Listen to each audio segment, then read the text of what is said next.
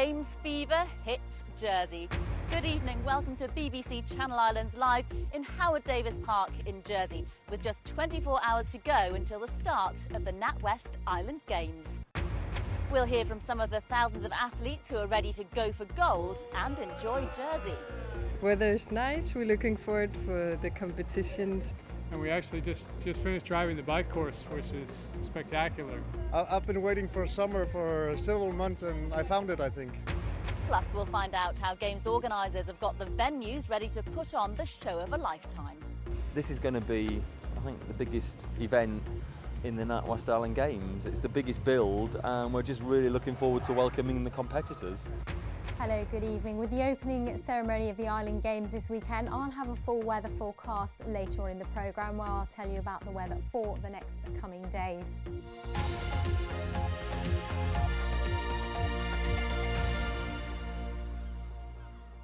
Hello and welcome to Howard Davis Park in Jersey, which is going to be the home of the NatWest Island Games for the next week.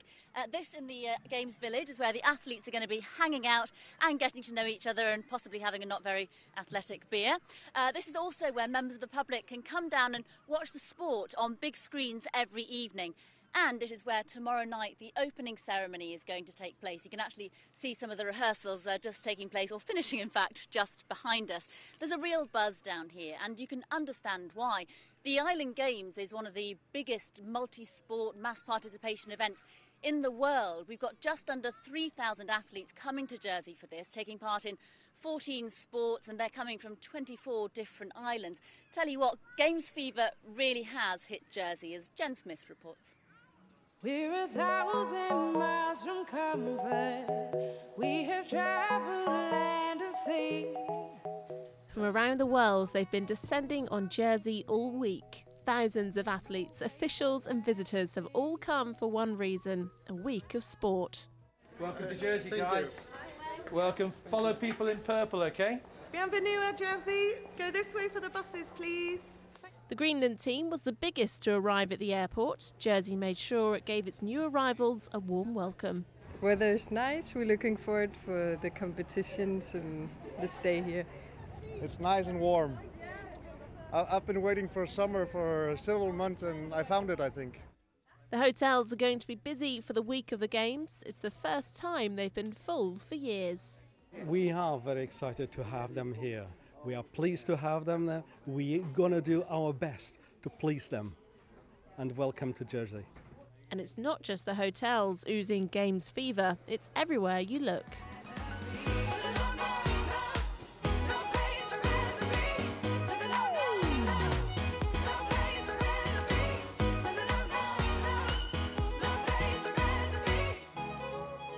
I think it's going to be a buzz. I think retailers, locals, visitors will all feel that there's something happening here. And I think it's going to be an amazing time to be here as a local and as a visitor. And hopefully people will attend the Games because they're free. Let's all get involved. And everyone is getting a taste of the excitement. I think it's brilliant. I think the amount of tourists and people that are coming, and it's a great showcase for Jersey as a destination. And I do hope it boosts our visitor numbers. The sun has shone to welcome the competitors who have been making themselves at home. We have met a lot of nice people. We are walking around in the same jerseys and people are asking us who we are, and I think the FIFA is coming to Jersey, yes, for sure. It's fantastic. We're happy to be here. We weren't expecting so much sunshine. And we actually just finished driving the bike course, which is spectacular. We're both doing the triathlon. The weather's played its part, but now Jersey Islanders have to do theirs and make the 2015 Island Games one to remember. Jen Smith, BBC Channel Islands News. There's no place I'd rather be. Well, more athletes and supporters have been arriving all day. This afternoon, about 600 people arrived on the Condor Liberation Ferry, some of them from Guernsey, some of them from the Isle of Wight, and also Gibraltarians have chartered a plane over and they got here today too. Well, let's speak to some athletes now. Fresh off the boat, we have Guernsey tennis player Patrick Augier. Patrick, what's the atmosphere like among Team Guernsey? You've been with them on the boat all afternoon. It's good, yeah, it's pretty lively. I think everyone's looking forward to getting started and to the ceremony, and it's pretty positive. Like I think people have enjoyed the atmosphere so far and looking forward to it. Yeah. How much would it mean, though, to beat Jersey in your individual matches and on the medals table? That rivalry's always there, isn't it? It's always there, definitely. Yeah, and we played them in the final last time, the men's, and had some epic matches. And I think in the women's as well this time, it's going to be great. We're looking forward to renewing that rivalry. So. Thanks, Patrick. Well, someone that's come a bit further than you is Cassienne from the Cayman Islands. You're a basketball player. What do you think of Jersey so far? I absolutely love it. I'm going to move here. I was walking down the street and I just love the atmosphere, I love the weather, everything about Jersey has been great. Yeah. You can get a job on the tourist board. Cassienne, coming all this way though, sport-wise, what's going to make it worth it for you?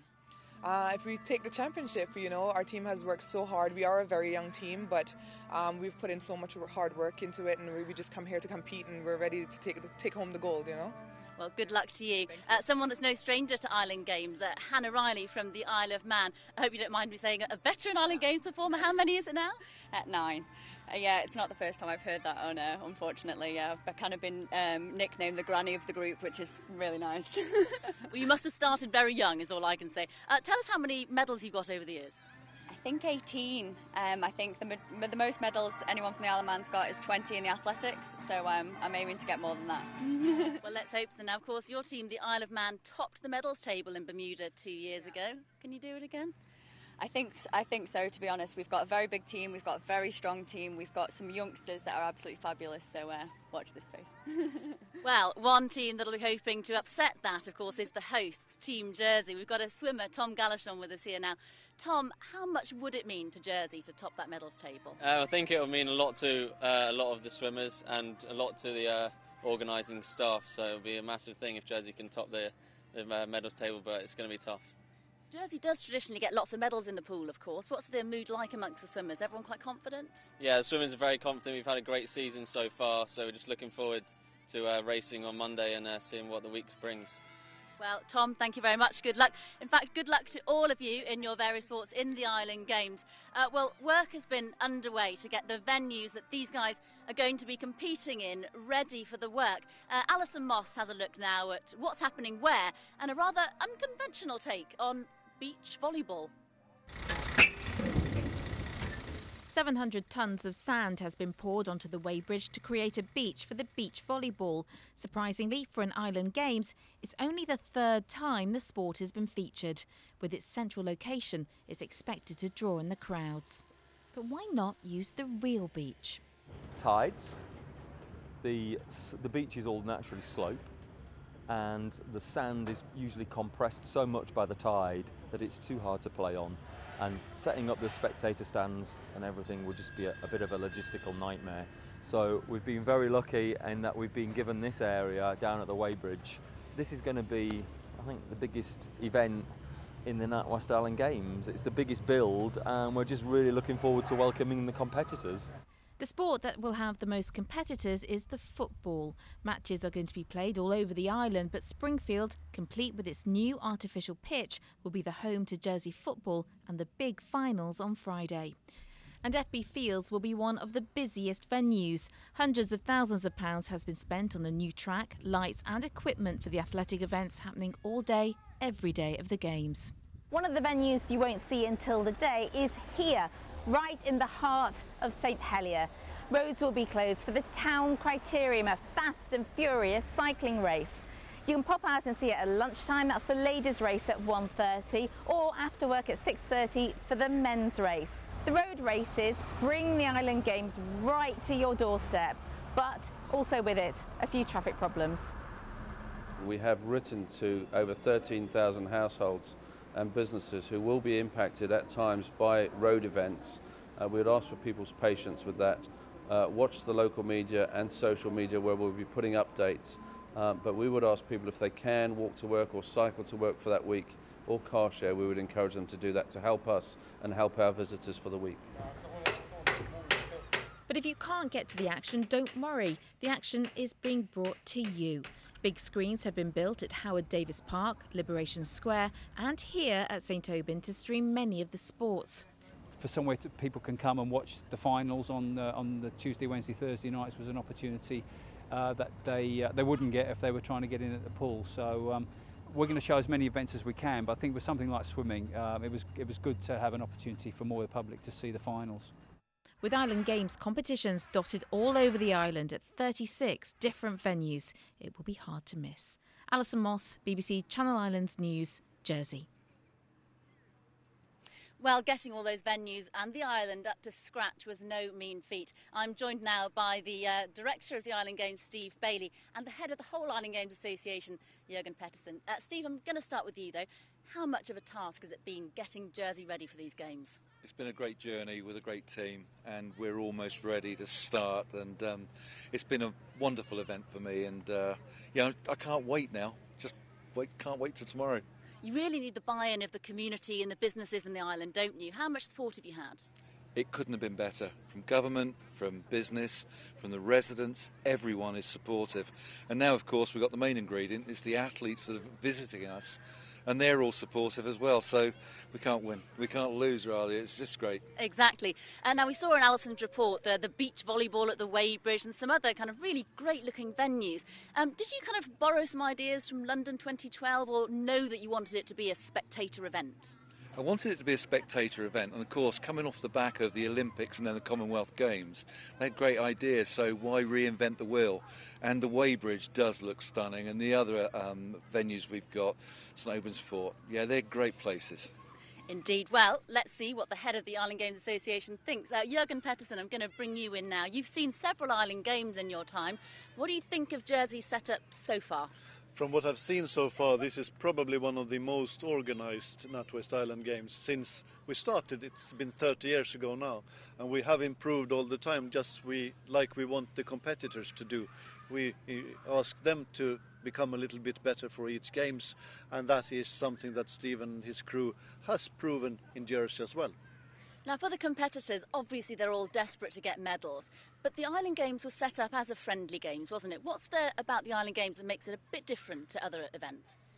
We want them to come as islanders and we want them to leave as friends. And if they, during that stay, could win a medal, it's good. But that's not great. The friendship is great, because only a few can actually win, but they all can try to improve in their sports in order to improve their competitors. So I really think that we still are there as the friendly games, and that's something that we will never leave behind us, because sport is sport, but friends are friends. Quite right. Well, just finally, quick thought, what are you looking forward to seeing the most? The closing ceremony next Friday, because then we'll see if the NatWest Island Games this year has made people grow like we want them to do, like we have seen Jersey grow and like we've seen all the other 10 host islands grow over the years. That is what I want to see most of all. Well, let's hope so. Jürgen and Steve, thank you very much. A reminder, if you're just joining us, we are live in Howard Davis Park in Jersey, which is the home of the Island Games. Still to come in the programme.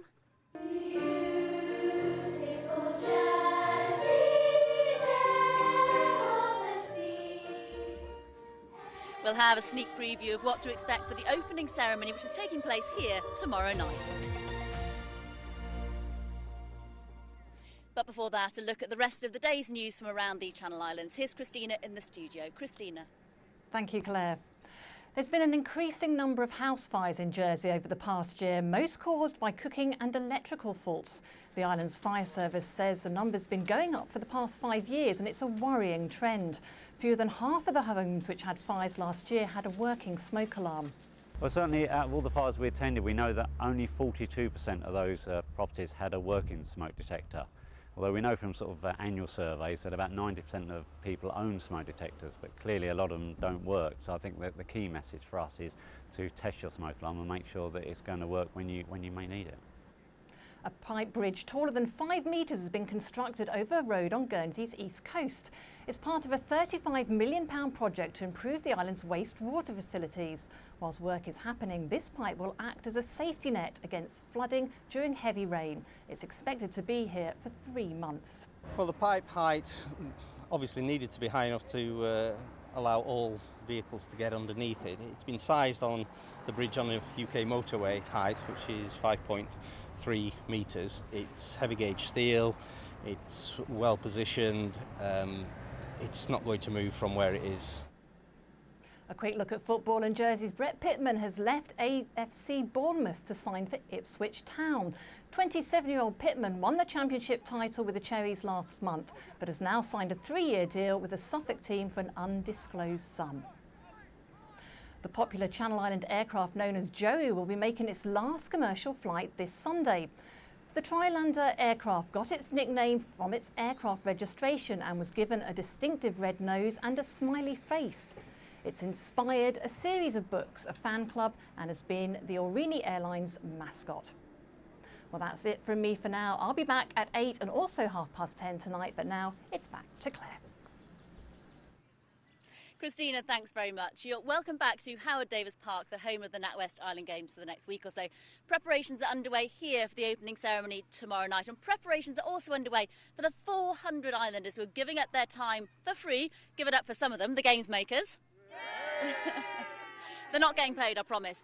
They are giving it their time for free to keep the games moving. Emma Chambers is going to tell us now what they're going to be doing.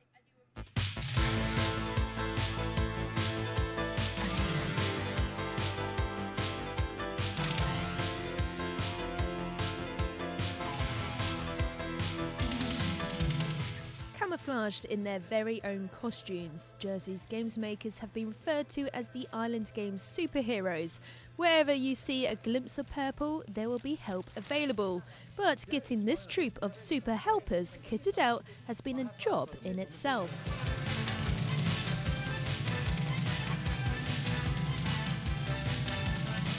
From preparing the hundreds of boxes of uniforms for themselves and the athletes around the world, to untangling and separating thousands of lanyards for the passers, they've been extremely busy. So although you may have already done a 6-hour shift and your feet are hurting, they're excited, and it's our job to make sure that that continues. So that warm welcome will always start with your smile. They've also spent hours of host training, the same training that the 70,000 London 2012 Games makers went through to make them the perfect ambassadors for Jersey. But it's not just Islanders that make up the 400 volunteers. 30 have come over from the UK and 4 from Guernsey. With it being held in Jersey, it was silly not to come over and just experience the games.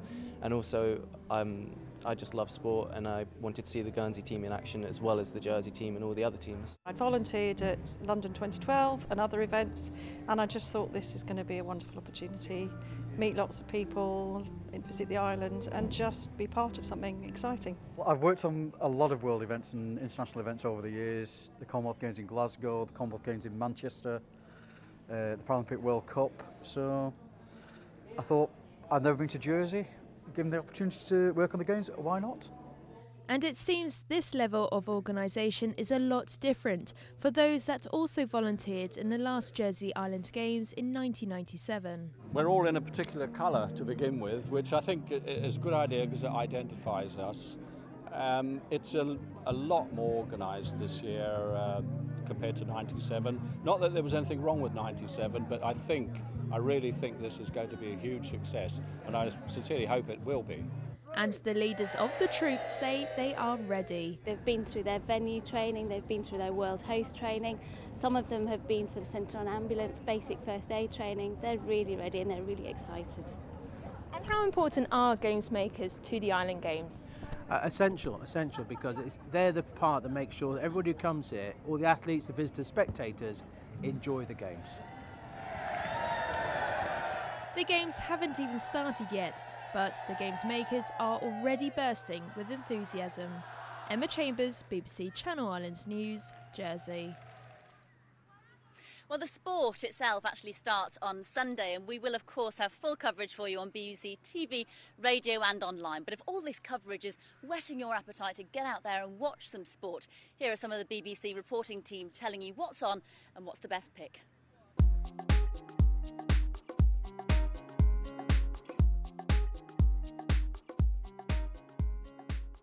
Jersey's stunning seafront is the backdrop for one of the first events of the Island Games. It's the triathlon on Sunday afternoon, a perfect one for spectators. It starts with a swim out towards Elizabeth Castle behind me, and then it's the cycle ride, followed by the run at the end around the town centre. Jersey's first medal of the Island Games could come in that race. Daniel Hawksworth is amongst the favourites. If you're wondering why there's a great big ramp in the middle of People's Park, then you need to come here for the mountain bike criterium race on Wednesday evening. It's a brand new course with plenty of jumps and drops and some lung-busting climbs as well. There are great views all round, so make sure you bring your family and friends and the picnic too. I'll see you at the race. 18 years ago, this stadium rocked like it hasn't rocked since, as Lee Bramley scored a late winner to ensure football's gold medal went to the home side. So, can they do it again? Guernsey will say they've got a better team now. They've been playing in the National League despite their Muretti results. Gibraltar bringing with them international experience. So if it's action, if it's atmosphere, and if it's late drama you're after, Springfield Stadium may be the place for you next week. Right here at Lake Canaveral Pool is where Guernsey and Jersey will be expected to win many of their medals. Medals will be decided on split seconds. The pool will be electric. The atmosphere, tremendous. St Albans Village is a great place to base yourself with both the sailing and the windsurfing setting off from the forts over there. Most races go out at about 10:30 every morning, and in the evenings you can see the highlights of all the day's sporting action right here on the big screen. Parish officials are hoping for a real buzz every night. Well, most of the sports and the opening ceremony is all taking place outside, so athletes and spectators are going to want to know what the weather's like. Here's Bea Tucker with the forecast.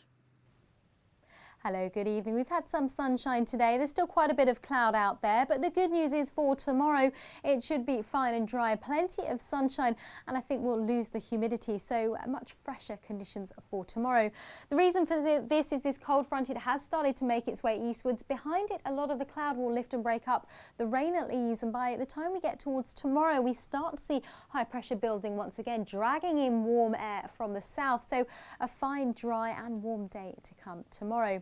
You can see though the bulk of the rain has been further north across the United Kingdom. Across the islands we've had a little bit of rain, and I think we'll see a little bit of cloud lingering for the next few hours. That rain will clear away overnight. The mist should start to lift and break up, so it should be a fine dry night. No visibility problems, and I think we'll lose the humidity that we've had the past few nights. Nevertheless, temperatures staying in double figures, lows of around 13 degrees. So as we head through tomorrow then, it's a fine dry day, plenty of sunshine. We've got very high pollen levels too tomorrow, but I think beautiful blue skies, just a bit of fair weather cloud building at times. Much fresher air, but still I think we could see temperatures peaking at 19, perhaps even 20 degrees for Jersey. And for our coast, it's a fairly settled picture. We've got the winds westerly 2 to 3. We've got fair weather and good visibility. And our times of high water, we've got 15:39 at Peterport and 15:37 at St Helier. Got a fairly quiet picture on our surfing conditions. We've got slightly choppier conditions towards southern parts, here 2 to 3 foot for Guernsey. Now we've got the opening ceremony of the Island Games tomorrow. It's a fine, dry and bright day tomorrow, plenty of sunshine, and those conditions will continue into the evening. It should be a fine evening for the opening ceremony. Thereafter, things look set fair for the rest of the games. Slightly more cloud on Sunday, the risk of 1 or 2 isolated showers through the evening. Then high pressure continues to build with some warm sunshine through the middle part of the week. Back to you. So the weather's not looking too bad for the opening ceremony here in Howard Davis Park tomorrow night. The ceremony is meant to be a bit of a spectacle. It gives the host a chance to flex its cultural muscles, if you like, as well as welcoming in all the visiting teams and the traditional mixing of the water from all the different islands. John Delahaye now has a look at what the 6,000 or so audience members here tomorrow can expect. After 3, 1, 2, 3. Warming up for their big night, 6,000 people will be watching the Les Amis Choir tomorrow at the opening ceremony. They've teamed up with Badlebex for a special one-off performance, and rehearsals are right on schedule. They have been going really well. It's really good fun. The guys love coming here on a Tuesday. I think for them it's something that they can look forward to, and they're all really excited, as well as a little bit nervous about the performance. But yeah, it's brilliant. I go away. I leave here every Tuesday on a real high. The choir members are enjoying it too. I think it's excellent. It's my first time, but I think it's brilliant because I meet new people, and I think it's fun. And rehearsing is what everyone has been doing. The Jersey Youth Orchestra, the Games Choir, and the Fleur de Lis Signing Choir have been rehearsing non-stop, all in good time for tomorrow night. There will be a few surprises, however. We've kept a few things back just so that there's something for people to look forward to. But yes, as we said, there's only a certain amount of tickets that were available. But we've got the big screens down at St Albans and Liberation Square, and they'll be screening the whole event from 5 o'clock right the way through till the athletes leave. But it's not just about performance. Central to the games is the water pouring ceremony. Used in the past for making black butter, this traditional basha has been buffed up and cleaned out to rest on a centrepiece made by construction students. It's fantastic, both for us as the construction department at Highlands College and for the students to get involved in the Island Games through our own way and be able to contribute, and especially to make something that's going to be kind of a focal point of the opening ceremony is fantastic for us. The park has been primed for the opening. Now it's over to the performers to launch the legacy of the 2015 Island Games. John Delahaye, BBC Channel Islands News. And we will, of course, have highlights of that opening ceremony here on BBC One on Monday evening at 6:30. Well, of course, the games will be well underway by then, so we'll have plenty of sporting action to show you as well. In the meantime, BBC Radio Jersey and Radio Guernsey are going to be on air all weekend, bringing you lots and lots of sporting action. But from me, for now, that is it. Best of luck to our Channel Islands athletes, and I'll leave you with some of the sounds of the opening ceremony and some images that we think really capture the Island Games. Bye-bye.